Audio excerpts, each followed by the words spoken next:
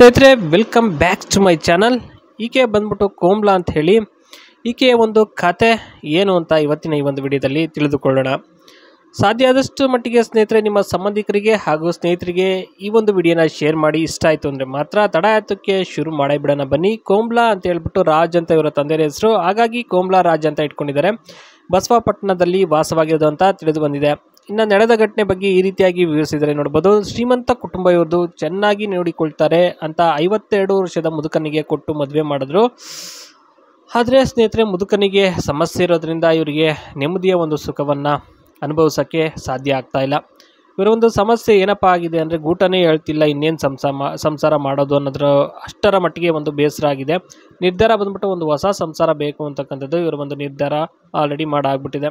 ಇನ್ನು ಸಂಸಾರ ಬಂದ್ಬಿಟ್ಟು ಯಾವ ರೀತಿ ಮಾಡಬೇಕು, ಏನು ಹೇಗಿರಬೇಕು ಅನ್ನೋದ್ರ ಬಗ್ಗೆ ಇಲ್ಲಿ ಸಾಕಷ್ಟು ಮಾಹಿತಿ ನಮ್ಮ ಜೊತೆ ಶೇರ್ ಮಾಡ್ಕೊಂಡಿದ್ದಾರೆ.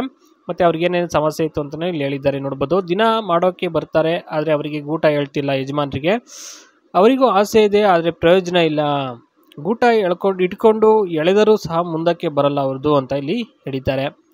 ಇನ್ನು ಇದಕ್ಕೆ ಅವರು ಆಸೆ ತೊರೆದು ಸುಮ್ಮನೆ ಆಗ್ಬಿಟ್ಟಿದ್ದಾರೆ. ಅವ್ರ ಪಾಡಿಗವ್ರು ಇರ್ತಾರೆ, ಯಾವುದೋ ಒಂದು ಲೋಕದಲ್ಲಿ ಮುಳುಗಿ ಅವ್ರ ಪಾಡಿಗವ್ರು ಇದ್ಬಿಡ್ತಾರೆ ಅಂತ ಇಲ್ಲಿ ಹೇಳಿರ್ತಕ್ಕಂಥದ್ದು. ಇನ್ನು ಅಷ್ಟೇ ಅಲ್ಲ ಕಣ್ರಿ, ಬೇರೆ ಸಂಬಂಧ ಬೇಕಾದ್ರೆ ನೋಡ್ಕೊ ಅಂತ ಅವರೇ ಹೇಳಿದ್ದಾರೆ ಅನ್ನೋದ್ರ ಬಗ್ಗೆ ಇಲ್ಲಿ ಇದಿಷ್ಟು ಸಂಸಾರದ ಬಗ್ಗೆ ಇಲ್ಲಿ ಚಾಚು ತಪ್ಪಂಗೆ ಸ್ನೇಹಿತರೆ ಇಲ್ಲಿ ಹೇಳ್ಕೊಂಡಿರ್ತಕ್ಕಂಥದ್ದು. ಸ್ನೇಹಿತರೆ ನೋಡಿ, ಸಂಸಾರ ಅಂತಂದರೆ ಆನಂದ ಸಾಗರ ಅಂತ ಹೇಳ್ತಾರೆ, ಆದರೆ ಇವರು ಅನುಭವಿಸ್ತಿರೋ ಅಂಥದ್ದು ಒಂದು ಗ್ರಹಚಾರ ಅಂತಲೇ ಹೇಳ್ಬೋದು.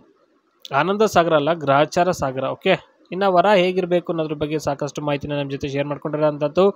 ಅದರಲ್ಲಿ ಮೊದಲನೇದಾಗಿ ಬಸವನ ಹಾಗೆ ಏನೇ ಹೇಳಿದ್ರು ಚುಟಿಕ್ ಪಿಟಿಕ್ ಅನ್ನೋದೇ ಮಾಡಬೇಕು. ಓಕೆನಾ, ಏನೇ ಕೆಲಸ ಇರಲಿ ಅಥವಾ ಏನೇ ಒಂದು ಇದಾಗಲಿ ಮಾಡಬೇಕು, ದಿನ ದೆಂಗುವನ್ನು ಅಭ್ಯಾಸವನ್ನು ಇಟ್ಕೋಬೇಕು. ಓಕೆನಾ, ಒಳ್ಳೆ ಬಟ್ಟೆ ಮತ್ತು ದಿನ ಸ್ನಾನ ಮಾಡಿ ನೀಟಾಗಿ ಇರಬೇಕು. ಆಗಲೇ ಮಾತ್ರ ಮಂಚ ಹತ್ತೋದಕ್ಕೆ ಅವಕಾಶ. ಇಲ್ಲ ಅಂತಂದರೆ ಮನೆಯಿಂದ ಹೊರಗೆ ಇರಬೇಕಾಗುತ್ತೆ. ಓಕೆನಾ, ಸೇರಿಸೋದೇ ಇಲ್ಲ. ಆಯ್ತೇನಪ್ಪ ಅಂತಕ್ಕಂಥದ್ದು. ಇದಿಷ್ಟು ವರ ಹೇಗಿರಬೇಕು ಅನ್ನೋದ್ರ ಬಗ್ಗೆ ಇಲ್ಲಿ ಮಾಹಿತಿ. ನಿಮ್ಗೆ ಏನು ಅನ್ನಿಸ್ತು ಈ ವರ ಹೇಗಿರಬೇಕು ಅನ್ನೋದ್ರ ಬಗ್ಗೆ ಮಾಹಿತಿನ ಕೊನೆಯಲ್ಲಿ ಕಮೆಂಟ್ ಮುಖಾಂತರ ತಿಳಿಸಿ. ಓಕೆನಾ, ಇನ್ನು ನೆಕ್ಸ್ಟ್ ಬಂದು ಎಲಿಗೆಂಟ್ ನೋಡಿ, ಮನೆಗೆ ಒಂದು ಟೈಲ್ಸ್ ಇವರ ಕಂಪ್ನಿ ಇದೆ ಇವ್ರದ್ದು ಗಂಡಂದು ಒಂದು ಟೈಲ್ಸ್ ಕಂಪ್ನಿ, ಅಂದರೆ ಮನೆಗೆ ಹಾಕೋಂಥ ಒಂದು ಟೈಲ್ಸ್ ಕಂಪ್ನಿ, ಫ್ಲೋರ್ ಟೈಲ್ಸ್. ನೋಡಿ ಇಲ್ಲಿ natural marble design gives you rich and premium look, unique veining patterns, no two tiles look the same. ಅಂದರೆ ನೋಡಿ ಇಲ್ಲಿ ಒಂದು ಮಾರ್ಬಲ್ ವಿಚಾರಕ್ಕೆ ಸಂಬಂಧಪಟ್ಟಂತ ಹೇಳಬೇಕು, ನಮ್ಮ ಮಾರ್ಬಲ್ ಟೈಲ್ಸ್ ಏನಿರುತ್ತೆ ಒಂದು ರಿಚ್ ಆ್ಯಂಡ್ ಒಂದು ಏನೋ ಒಂಥರ ಔಟ್ಲುಕ್ಕು ಸಖತ್ತಾಗಿರುತ್ತೆ. ಓಕೆ, ಡ್ಯೂರೇಬಲ್ ಬಂದು strong, long lasting when maintain properly, can handle heavy foot traffic. Living room ಹಾಲಲ್ಲಿ ಹಾಕಿದ್ರೆ ಇನ್ನೂ ಸಖತ್ತಾಗಿರುತ್ತೆ. ಮತ್ತು ಡ್ಯೂರೇಬಲ್ಲು ಕೂಡ, ಡ್ಯೂರೇಬಿಲಿಟಿನೂ ಅಷ್ಟೇ ಬಾಳಿಕೆ ಬರೋಂಥದ್ದು ಸಾಧ್ಯತೆ ಇರುತ್ತೆ. ಓಕೆ.